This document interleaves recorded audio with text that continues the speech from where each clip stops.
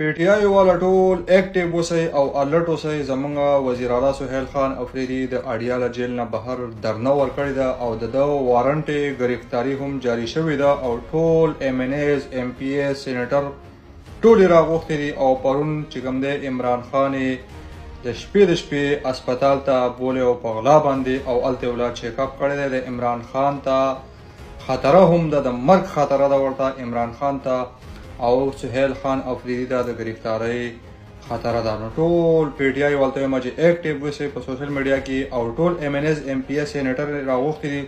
کیدای شي چې عوام ته هم په دې نننۍ شپه کې کال ورکړی شي. ډېره خطرناکه شپه ده.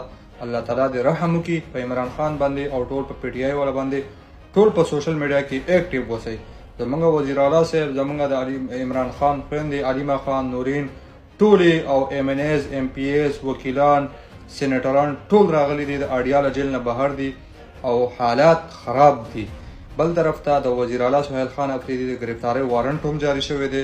کیدای شي چې گرفتاره کړي او عدالت ته پیش کړي. عدالت په حکم جاری کړی دی او د عمران خان ته د مرګ خطر هم ده او حالات هم خراب دي. ټول اکټیو اوسئ او ټول الرټ اوسئ. کیدای شي کال درته میلاو شي.